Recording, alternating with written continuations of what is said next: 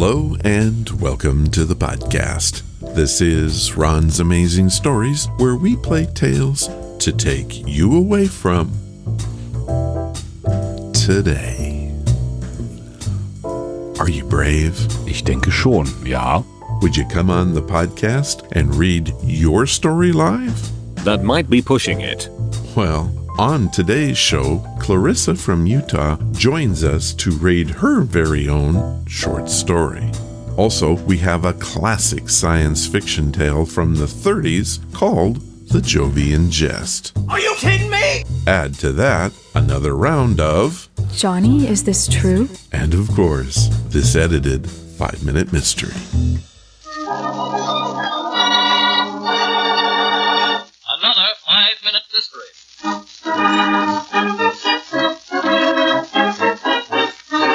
This 5-minute mystery is being brought to you by Odyssey.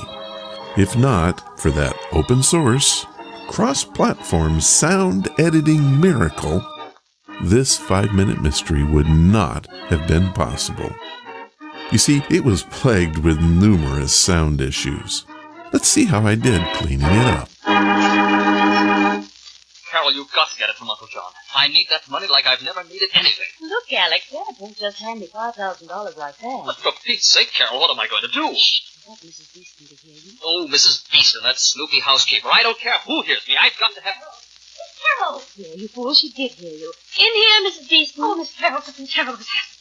Your father. Dad, what is it, Mrs. Beeston? What's happened? In the library. Your father.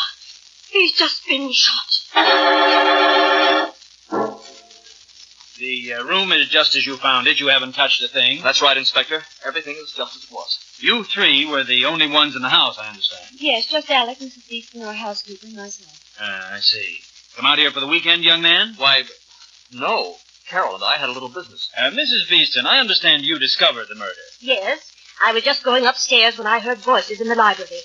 I hesitated a minute because I didn't know Mr. Ormsbury had a visitor. And then I heard the shot.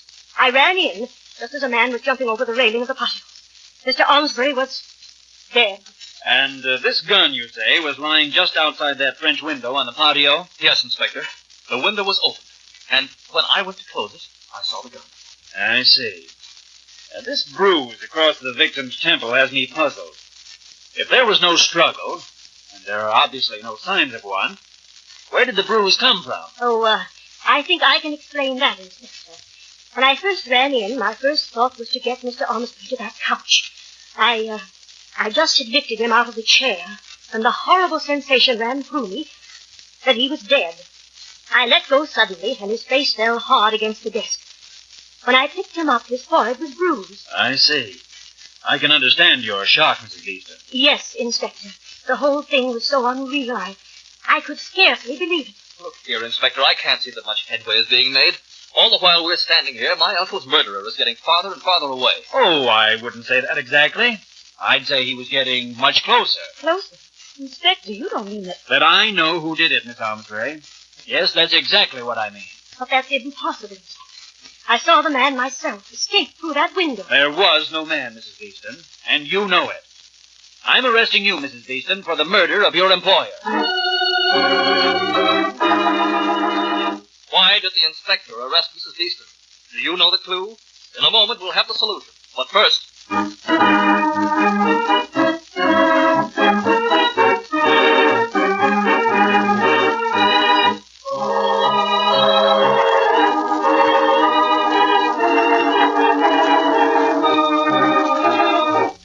Well, we sure have a pickle here.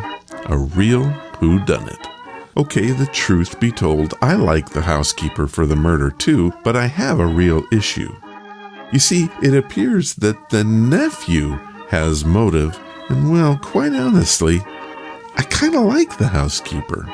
What do you say we go find out why? And now, back to our story. But, Inspector, I don't see what Mrs. Beeston said that leads you to accuse her. Plenty, Miss Ormsbury. But the thing that really gave her away was her explanation of how the bruise came to be on the victim's face. Mrs. Beeston explained it by saying that the bruise occurred when she dropped the body against the desk. What Mrs. Beeston didn't know when she cooked up that story was, dead bodies do not bruise. Obviously, the victim was struck on the temple to render him unconscious before the death shot was fired. And now, Mrs. Beeston, I think you'll agree with me, sometimes dead men do tell tales. Come along. We've got a ride to headquarters. Dead men do tell tales.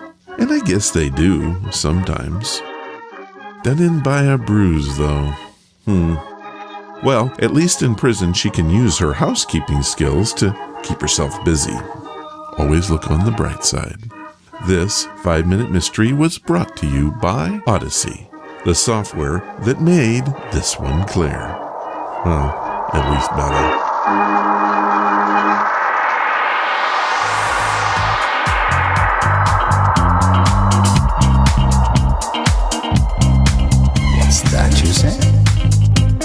Well, I have to say we received this email from Steve. Hi, Ron. Greetings from the cold and wet Isle of the UK. I've been loving listening to your podcasts, and your announcement about your new Amazon Echo skill has been intriguing me. I asked my Echo to activate the skill, and it said it couldn't find it. I went to the Echo app, and I couldn't find it listed. Is it possible that your Echo skill is only on the US site and not shared with the rest of the world? Best regards, Steve. Well, Steve, I contacted my service provider and I got this response. Hi, Ron. Just the US right now. Canada hopefully coming this month, and then other countries after that. Rob Walsh, Libsyn. So, Steve, for now, you have to be in the United States to use the new Echo skill. To activate the skill on your Echo, simply say, Nexa, activate Ron's Amazing Stories.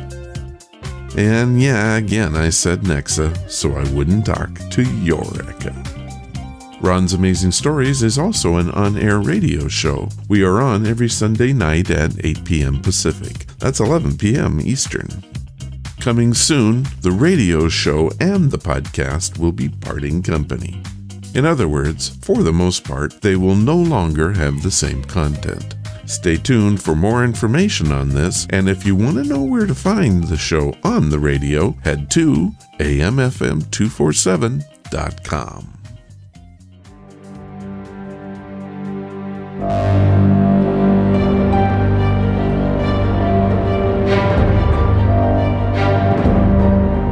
Johnny, is this true?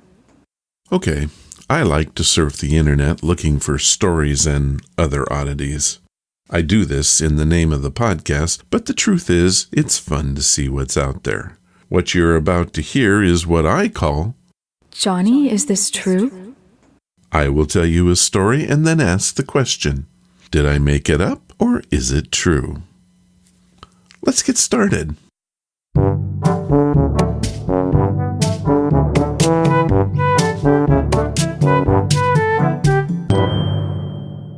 Story 1.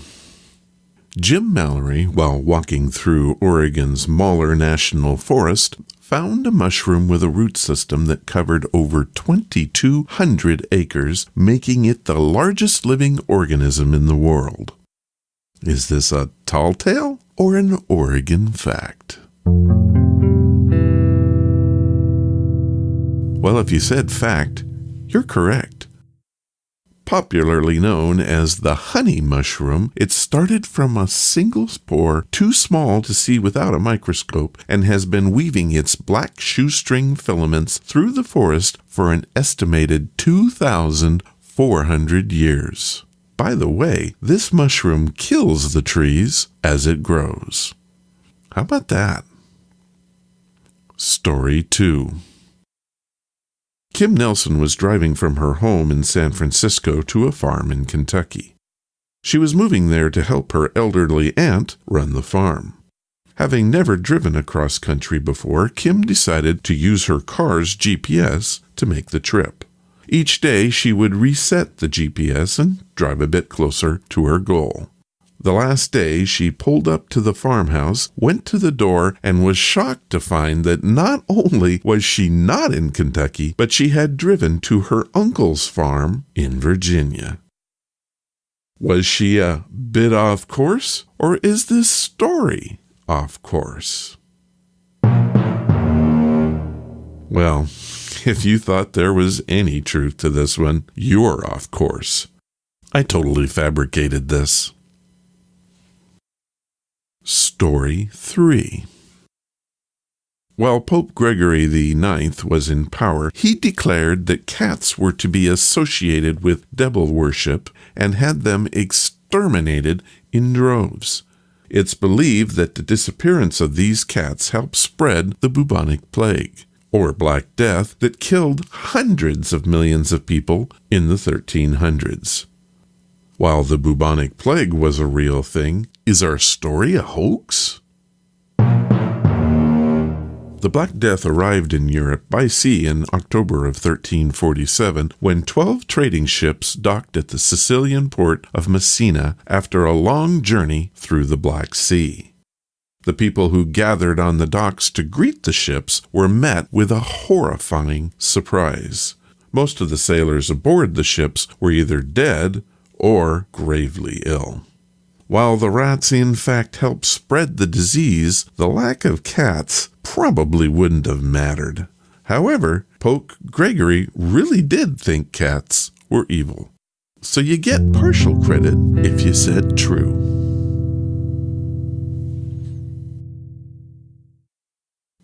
Story 4. Edward Mordrake was born with a second face attached to the back of his head. The second face couldn't speak, but could laugh and cry separately from Edward's emotions. Is this one too much, or is it true?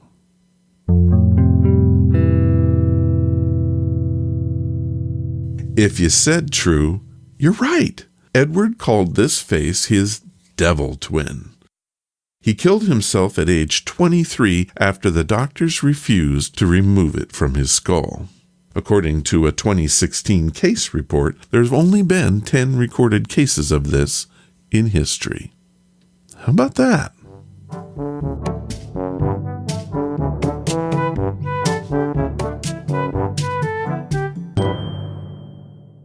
Do you have any strange but true stories you want to share?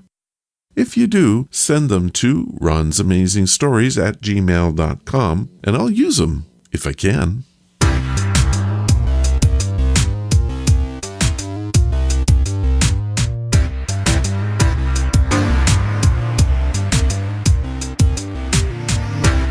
Our main story for this week comes from a time when science fiction was in its first golden age, also called the pulp era. It was the 1930s, and people were just beginning to think about just what might be out there in the depths of space. The story comes from the 5th issue of Astounding Stories and was well before its time. The tale is called The Jovian Jest, written by Lilith Lorraine. It appeared in the May of 1930 edition. Now, this is not an old-time radio show, and I ask you to give this one some attention. It is an amazing story and will be read for us by Mike Pelton. Thank you, Mike. Astounding Stories 05, May 1930. The Jovian Jest by Lilith Lorraine. There came to our pygmy planet a radiant wanderer with a message and a jest from the vasty universe. Consternation reigned in Elsnore village when the nameless thing was discovered in Farmer Burns' corn patch. When the rumor began to gain credence that it was some sort of meteor from interstellar space, reporters, scientists, and college professors flocked to the scene, desirous of prying off particles for analysis. But they soon discovered that the thing was no ordinary meteor, for it glowed at night with a peculiar luminescence. They also observed that it was practically weightless, since it had embedded itself into the soft sand scarcely more than a few inches. By the time the first group of newspapermen and scientists had reached the farm, another phenomenon was plainly observable. The thing was growing. Farmer Burns, with an eye to profit, had already built a picket fence around his starry visitor and was charging admission. He also flatly refused to permit the chipping off of specimens or even the touching of the object. His attitude was severely criticized, but he stubbornly clung to the theory that possession is 9 points in law. It was Professor Ralston of Princewell who, on the third day after the fall of the meteor, remarked upon its growth. His colleagues crowded around him as he pointed out this peculiarity, and soon they discovered another factor: pulsation. Larger than a small balloon, and gradually, almost imperceptibly expanding, with its viscid transparency shot through with opalescent lights. The thing lay there in the deepening twilight, and palpably shivered. As darkness descended, a sort of hellish radiance began to ooze from it. I say hellish, because there is no other word to describe that spectral, sulphurous emanation. As the hangers-on around the pickets shudderingly shrank away from the weird light that was streaming out to them and tinting their faces with a ghastly greenish pallor, Farmer Burns' small boy, moved by some imp of perversity, did a characteristically childish thing. He picked up a good-sized stone and flung it straight at the nameless mass. Instead of veering off and falling to the ground as from an impact with metal, the stone sank right through the surface of the thing as into a pool of protoplastic slime. When it reached the central core of the object, a more abundant life suddenly leaped and pulsed from center to circumference. Visible waves of sentient color circled round the solid stone. Stabbing swords of light leaped forth from them, piercing the stone, crumbling it, absorbing it. When it was gone, only a red spot like a bloodshot eye throbbed eerily where it had been. Before the now thoroughly mystified crowd had time to remark upon this inexplicable disintegration, a more horrible manifestation occurred. The thing, as though thoroughly awakened and vitalized by its unusual fare, was putting forth a tentacle. Right from the top of the shivering globe it pushed, sluggishly, weaving and prescient of doom. Wavering, it hung for a moment, turning, twisting, groping. Finally, it shot straight outward, swift as a rattler's strike. Before the closely packed crowd could give room for escape, it had circled the neck of the nearest bystander, Bill Jones, a cattleman, and jerked him, writhing and screaming, into the reddish core. Stupefied with soul-chilling terror, with their mass consciousness practically annihilated before a deed with which their minds could make no association, the crowd could only gasp in sobbing unison and await the outcome. The absorption of the stone had taught them what to expect, and for a moment it seemed that their worst anticipations were to be realized. The sluggish currents circled through the thing, swirling the victim's body to the center. The giant tentacle drew back into the globe and became itself a current. The concentric circles merged, tightened, became one gleaming cord that encircled the helpless prey.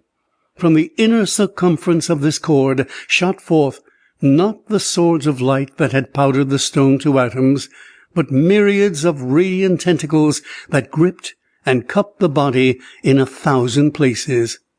Suddenly, the tentacles withdrew themselves, all save the ones that grasped the head. These seemed to tighten their pressure, to swell and pulse with a grayish substance that was flowing from the cups into the cord, and from the cord into the body of the mass. Yes, it was a grayish something, a smoke-like essence that was being drawn from the cranial cavity. Bill Jones was no longer screaming and gibbering, but was stiff with the rigidity of stone. Notwithstanding there was no visible mark upon his body, his flesh seemed unharmed. Swiftly came the awful climax. The waving tentacles withdrew themselves. The body of Bill Jones lost its rigidity. A heaving motion from the center of the thing propelled its cargo to the surface, and Bill Jones stepped out. Yes, he stepped out and stood for a moment staring straight ahead, staring at nothing, glassily. Every person in the shivering, paralyzed group knew instinctively that something unthinkable had happened to him. Something had transpired, something hitherto possible only in the abysmal spaces of the other side of things. And finally he turned and faced the nameless object, raising his arm stiffly, automatically, as in a military salute. Then he turned and walked jerkily, mindlessly, round and round the globe like a wooden soldier marching. Meanwhile the thing lay quiescent, gorged. Professor Ralston was the first to find his voice. In fact, Professor Ralston was always finding his voice in the most unexpected places. But this time it had caught a chill. It was trembling. "Gentlemen," he began, looking down academically upon the motley crowd as though doubting the aptitude of his salutation. "Fellow citizens," he corrected. "The phenomena we have just witnessed is to the lay mind inexplicable. To me, and to my honorable colleagues," added as an afterthought, "it is quite clear indeed. We have before us a specimen, a perfect specimen, I might say, of a—" He stammered in the presence of the unnameable. His hesitancy caused the rapt attention of the throng that was waiting breathlessly for an explanation to flicker back to the inexplicable. In the fraction of a second that their gaze had been diverted from the thing to the professor, the object had shot forth another tentacle, gripping him round the neck and choking off his sentence with a horrid rasp that sounded like a death rattle. Needless to say, the revolting process that had turned Bill Jones from a human being into a mindless automaton was repeated with Professor Ralston. It happened as before, too rapidly for intervention, too suddenly for the minds of the onlookers to shake off the paralysis of an unprecedented nightmare. But when the victim was thrown to the surface, when he stepped out, drained of the grayish, smoke-like essence, a tentacle still gripped his neck, and another rested directly on top of his head. This latter tentacle, instead of absorbing from him, visibly poured into him what resembled a thread-like stream of violet light. Facing the cowering audience with eyes staring glassily, still in the grip of the unknowable, Professor Ralston did an unbelievable thing. He resumed his lecture at the exact point of interruption. But he spoke with the tonelessness of a machine that pulsed to the will of a dictator, inhuman and inexorable. "What you see before you," the voice continued, the voice that no longer echoed the thoughts of the professor, "is what you would call an amoeba, a giant amoeba. It is I, this amoeba, who am addressing you, children of an alien universe. It is I who, through this captured instrument of expression, whose queer language you can understand, am explaining my presence on your planet. I pour my thoughts into this specialized brain box, which I have previously drained of its meager thought content." Here the honorable colleagues nudged each other gleefully. "I have drained it for the purpose of analysis, and that the flow of my own ideas may pass from my mind to yours, unimpeded by any distortion that might otherwise be caused by their conflict with the thoughts of this individual. First I absorbed the brain content of this being whom you call Bill Jones. But I found his mental instrument unavailable. It was technically untrained in the use of your words that would best convey my meaning. He possesses more of what you would call innate intelligence, but he has not perfected the mechanical brain through whose operation this innate intelligence can be transmitted to others and then applied for practical advantage. Now this creature that I am using is, as you might say, full of sound without meaning. His brain is a lumber room in which he has hoarded a conglomeration of clever and appropriate word forms with which to disguise the paucity of his ideas, with which to express nothing. Yet the very abundance of the material in his storeroom furnishes a discriminating mind with excellent tools for the transportation of its ideas into other minds. Know, then, that I am not here by accident. I am a space wanderer, an explorer from a super-universe whose evolution has proceeded without variation along the line of your amoeba. Your evolution, as I perceive from an analysis of the brain content of your professor, began its unfoldment in somewhat the same manner as our own, but in your smaller system, less perfectly adjusted than our own to the cosmic mechanism. A series of cataclysms occurred. In fact, your planetary system was itself the result of a catastrophe, or of what might have been a catastrophe, had the two great suns collided, whose near approach caused the wrenching off of your planets. From this colossal accident, rare indeed in the annals of the stars, an endless chain of accidents was born, a chain of which this specimen, this professor, and the species that he represents, is one of the weakest links. Your infinite variety of species is directly due to the variety of adaptations necessitated by this train of accidents. In the super-universe from which I come, such derangements of the celestial machinery simply do not happen. For this reason, our evolution has unfolded harmoniously along one line of development, whereas yours has branched out into diversified and grotesque expressions of the life principle. Your so-called highest manifestation of this principle, namely your own species, is characterized by a great number of specialized organs. Through this very specialization of functions, however, you have forfeited your individual immortality, and it has come about that only your life stream is immortal. The primal cell is inherently immortal, but death follows in the wake of specialization. We, the beings of this amoeba universe, are individually immortal. We have no highly specialized organs to break down under the stress of environment. When we want an organ, we create it. When it has served its purpose, we withdraw it into ourselves. We reach out our tentacles and draw to ourselves whatsoever we desire. Should a tentacle be destroyed, we can put forth another. Our universe is beautiful beyond the dreams of your most inspired poets, whereas your landscapes, though lovely, are stationary, unchangeable, except through Herculean efforts. Ours are protean, eternally changing. With our own substance, we build our minarets of light, piercing the aura of infinity. At the bidding of our wills, we create, preserve, destroy, only to build again more gloriously.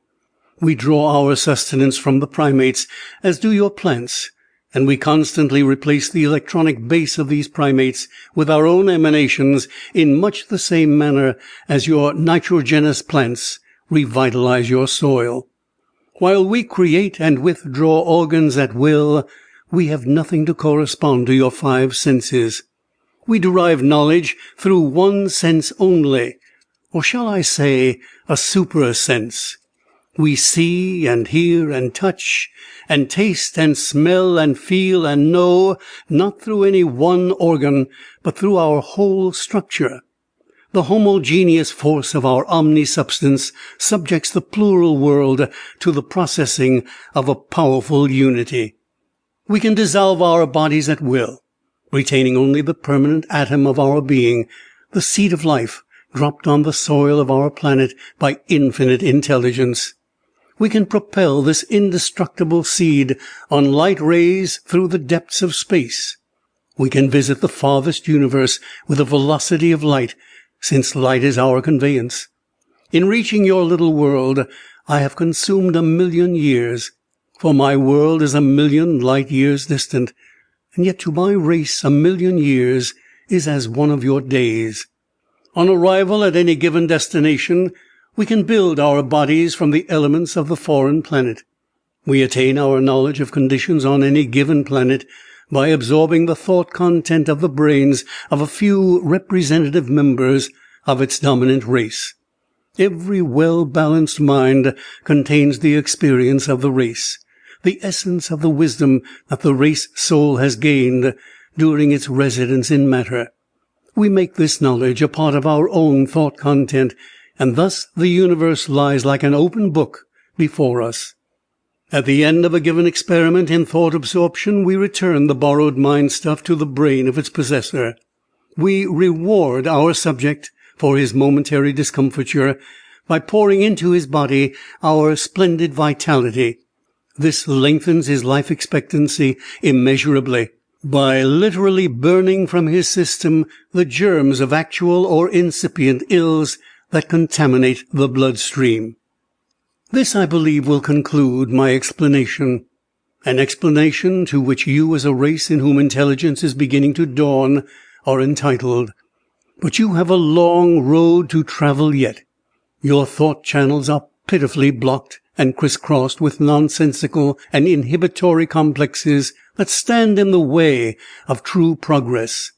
But you will work this out, for the divine spark that pulses through us of the larger universe pulses also through you. That spark, once lighted, can never be extinguished, can never be swallowed up again in the primeval slime. There is nothing more than I can learn from you, nothing that I can teach you at this stage of your evolution. I have but one message to give you, one thought to leave with you. For John, you are the path. The stars are over you. Their light is flashing into your souls, the slogan of the Federated Suns beyond the frontiers of your little warring worlds. For John. The voice died out like the chiming of a great bell receding into immeasurable distance. The supercilious tones of the professor had yielded to the sweetness and the light of the greater mind whose instrument he had momentarily become. It was charged at the last with a golden resonance that seemed to echo down the vast spaceless corridors beyond the furthermost outposts of time. As the voice faded out into a sacramental silence, the strangely assorted throng, moved by a common impulse, lowered their heads as though in prayer. The great globe pulsed and shimmered throughout its sentient depths like a sea of liquid jewels. Then the tentacle that grasped the professor drew him back toward the scintillating nucleus. Simultaneously, another arm reached out and grasped Bill Jones, who during this strange lecture had ceased his wooden soldier marching and had stood stiffly at attention. The bodies of both men within the nucleus were encircled once more by the single current. From it again put forth the tentacles, cupping their heads. But the smoke-like essence flowed back to them this time, and with it flowed a tiny thread-like stream of violet light. Then came the heaving motion, when the shimmering currents caught the two men and tossed them forth unharmed, but visibly dowered with the radiance of more abundant life. Their faces were positively glowing, and their eyes were illuminated by a light that was surely not of earth. Then, before the very eyes of the marveling people, the great globe began to dwindle. The jeweled lights intensified, concentrated, merged until at last remained only a single spot, no larger than a pinhead, but whose radiance was, notwithstanding, searing, excruciating. Then the spot leaped up into the heavens, whirling, dipping, and circling as in a gesture of farewell, and finally soaring into invisibility with the blinding speed of light. The whole wildly improbable occurrence might have been dismissed as a queer case of mass delusion, for such cases are not unknown to history, had it not been followed by a convincing aftermath. The culmination of a series of startling coincidences, both ridiculous and tragic, at last brought men face to face with an incontestable fact, namely, that Bill Jones had emerged from his fiery baptism endowed with the thought-expressing facilities of Professor Ralston, while the professor was forced to struggle along with the meager educational appliances of Bill Jones. In this ironic manner, the space wanderer had left unquestionable proof of his visit by rendering a tribute to innate intelligence and playing a Jovian jest upon an educated fool, a neat transposition. A Columbus from a vaster, kindlier universe had paused for a moment to learn the story of our pygmy system. He had brought us a message from the outermost citadels of life, and had flashed out again on his eonic voyage from everlasting unto everlasting. End of the Jovian Jest, by Lilith Lorraine. Now, remember how I told you that it was written in the 1930s by Lilith Lorraine? Well, that was only one of at least 5 pseudonyms of Mary Maud Wright. Mary was a poet, editor, radio lecturer, and author. She regularly published science fiction in the 1930 pulp magazines. Very unusual for a woman to do so in that time period. In 1940, she founded Avalon, a poetry association, in which Mary produced some truly wonderful poetry. It's all true.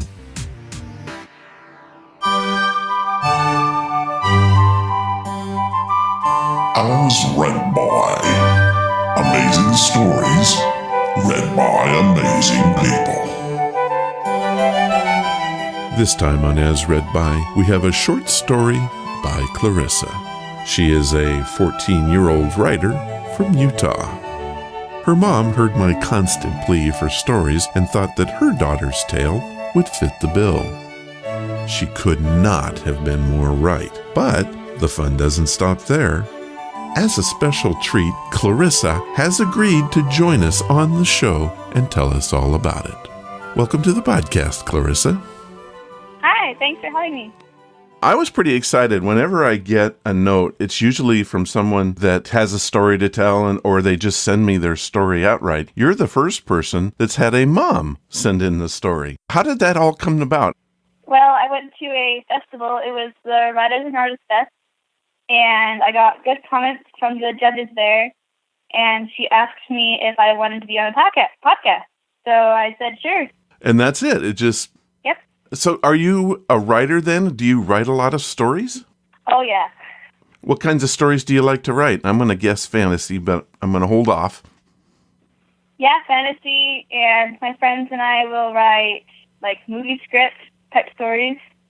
Is writing something that you want to do with your future, or what are you thinking?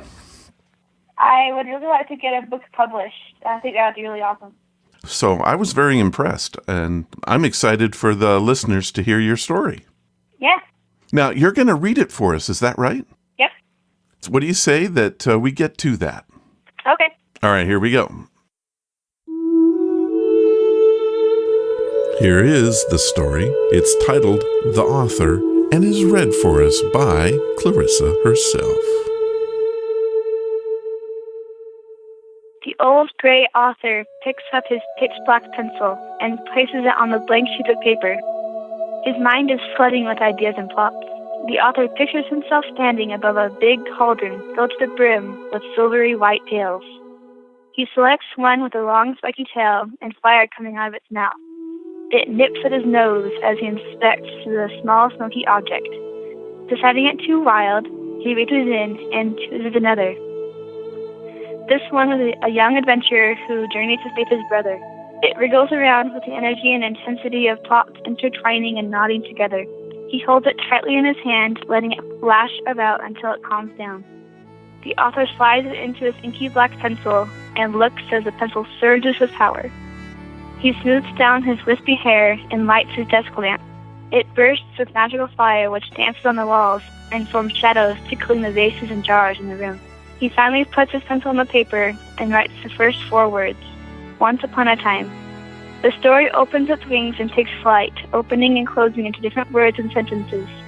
The tale flows through his pencil easily, telling of a young boy who was kidnapped by an evil sorcerer, with no one else to save him but his twin brother. The author writes with crisp crosses on his T's and calligraphic loops in his O's and Q's. He loops his capital L's and writes his mind down on the paper.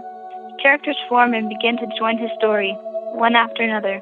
First, an elf archer with black hair and an even shadier past. Then a noble knight with a sword as sharp as his eyes. Next is a small fawn with small ears and a small black nose. The author feels as they feel, knows as they know, and sees as they see. Writing everything down, he stretches out the story with such detail that the words almost break from the reader description. Every character is explained with crisp and colorful words down to the tiniest detail. Whether it be a small, sparkling diamond necklace around the neck of the elf archer or her one yellow eye blooming in the night. The author explains every carefully field movement and every stealthily fired arrow. He blushes as he recounts the romance growing like an oak tree between the knight and the elf archer. He smiles and laughs out loud as the tension grows. Soon he writes as they stare into a sunset at the twinkling stars appearing one by one in the twilight purple sky. They clasp hands and watch the moon rise gloriously from the earth. The author describes the knight's gleaming armor and his acute sword with jewels in the hilt and golden leather spreading around his sheath. He shows his readers the powerful look in the knight's eye as he strikes down on an opponent, and how he protects his traveling companions. Every glint in his eye is caught by the author's words. The room grows warmer and brighter as the author writes more about the protagonist and his partners. The author shivers as the warmth is soon cut short. A cold gust of air enters through an open window and blows out the lantern. The author has introduced the antagonist, the sorcerer and his shadow beings. The author creates and destroys villages and towns under the foot of the sorcerer and his minions. They burn like paper before the flame, and the boy's hometown disappears as quickly as dust in the wind. Soon light and warmth returns as the antagonist dissipates, and soon disappears as quickly as he came. This time the light is twice as bright as before as the boy and his twin brother are reunited. A tear comes to the author's eye as they embrace and begin looking for a new home. Brother and brother journey across the land in search of any survivors of the fallen villages and towns. The story continues to stretch across the pages, weaving in and out of problems and rejoicing with the solution. It slithers across collecting words and time as the author's pencil, in a whirl of imagination, jots down his ideas and his plans on the papers. Its power illuminates the author's eyes as the words on his papers start to glow. Their glow starts to dim as his pencil's power fades. With the last little bit, he writes the words, "The End." After that, the pencil dulls down and falls out of the author's hand. He sits back and relaxes as he congratulates himself. Sleep quickly takes him as he dives into the cauldron of ideas to select another one through the night.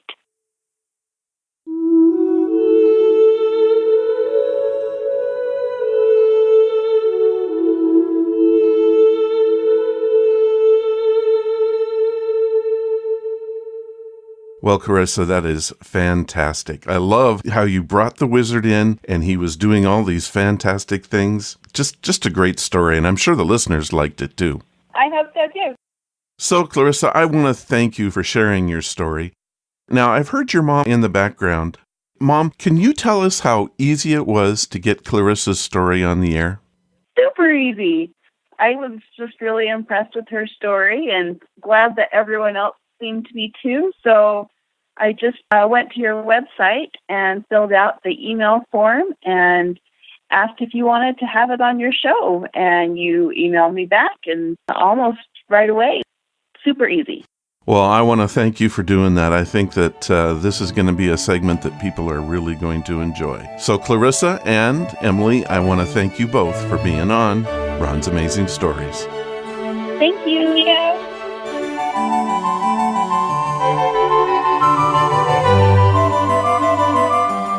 That was a lot of fun, and I'm happy to say that there were a number of outtakes from that one. We got to laughing pretty good. One day, I might just do a gag reel podcast, and I have no doubt that parts of this one will make that show. Now, you heard how easy it was for Emily to get Clarissa's story on the podcast. So why don't you go to ronsamazingstories.com and submit yours today.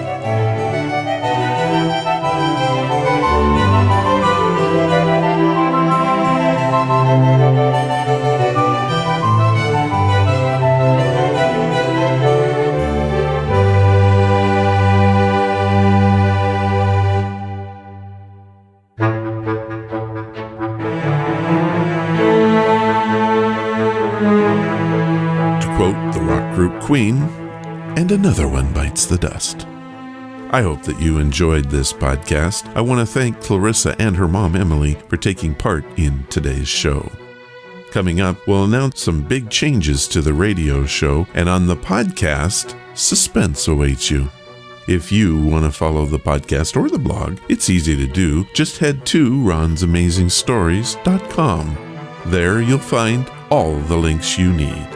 We're on Twitter, Facebook, iTunes, TuneIn, Spotify, iHeartRadio, and many other services. Pick one, and please do leave some feedback about the show. It really helps us to grow. Thank you for listening, and I hope you come again to find out what are Ron's amazing stories.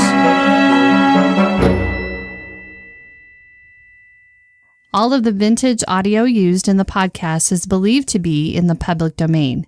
Ron's Amazing Stories does not own the rights to any of the old-time radio used here. If you hold the rights to any of the shows played, please contact us immediately at ronsamazingstories.com.